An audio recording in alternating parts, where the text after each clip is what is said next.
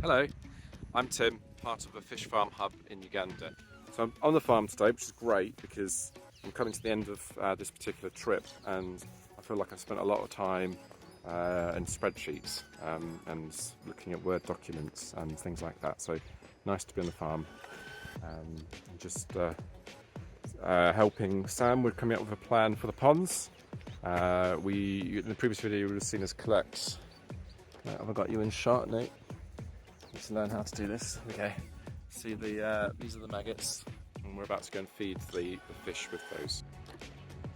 Farmers often ask us, what do you feed your fish? And this is one of the things. Now they don't actually consume this directly. This is manure, and it's 50 kilos. You said it's been here a week? It's been here. Sam's added it a week ago. But this, what it does is it fertilises your ponds. So this manure, as we know, is full of nitrogen, potassium and phosphate,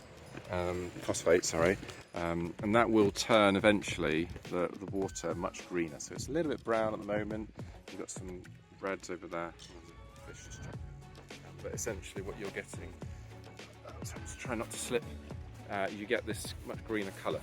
So this one's fertilised a while back, and you can see it looks much better. That is basically plants and things that are going to grow, and then that will, you see the fish are coming because they think I'm going to feed them because I'm standing here, but that will help the fish because it gives them something to eat. And some experts, actually, I was talking to them recently, they say that they reckon if you fertilise your ponds, you probably don't actually need to feed them till they're about 100 grams. Now you have to fertilise well, but that's a big deal for farmers who are on a really tight budget. So we are trying to make sure we do good fertilisation around here, and that helps reduce the costs. And it's also what we're trying to teach other farmers, that you may not have enough money to buy commercial feed. One of the things I've noticed, I've just had our meeting with Sam and Pauson over there. We're just talking about what we're going to do with this generation, because this is all our F1 breeding lot, which has taken a long time to grow, but that's because we've not been treating them right, let's put it that way. This is the really lovely growth, I think, of some trees that have grown. It's quite a nice shady spot, and then the water outlet is quite nice, isn't it? Can you see? It's grown up. The channel used to be there, but it's gone that way now, so looks pretty good. And then we've got all this grass to grow. And then actually one of the things that has happened is we've lost some of our bird protection, so we do need to get onto that, because it's makes life a bit tricky when we are trying to stop birds predating on our farm, because cows can get in with the fences a bit down, and then birds can get in, so basically all come. So I was just taking a history with Sam of the different fish that we've got. We've got a number in here. We are sort of waiting to sell when they get to a slightly bigger size. We don't think it'll be too much longer. This the colour is just awful. I'm not quite sure what happened. I think it's something to do with the water source, which has been a bit disturbed, but you can see how brown it is compared to this much greener pond. So we need to improve that as we go, and we will. So we've still got some bird protection here, but generally speaking it's a bit poor. And then our fingerlings are in these happers, so we've really ramped up sales of fingerlings in the last couple of weeks, which is fantastic, because there was a bit of a gap, and we came up with Sam and Pauson and myself just came up with our breeding plan for the next lots of generations. So it's coming along nicely. We've had some hiccups. I think this part of the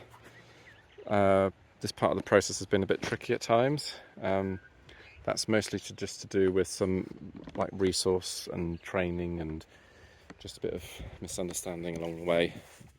But I can definitely see some progress, a lot of progress since we came, and we're trying to juggle a lot as a business, and so that can be a bit challenging at times. So we have here this pond, which has been fertilised fairly recently. Got some manure, and here we've got some more manure, which is good, and then there as well. So these are our males are in there and our females are in here, but the F0 generation is coming to an end soon, so we think that we may have one more breeding cycle in them, and then we're moving over to F1, which is very exciting, and then we'll put them into this pond, which is currently empty, and we'll make the switch over to F1 from, first generation F0. It's actually F0 should be to F1, but anyway, doesn't matter. But so F0 is our original brood stock, and then F1 is our first generation fish, and those are doing well. And we've weaned them, and now got a population that we can start to breed, because they are sexually active, but we're just waiting for them to get a bit more size, and then the next month they'll get a bit more size, and we'll get consistency in the supply. Thanks very much for watching. I think that'll be all for this video.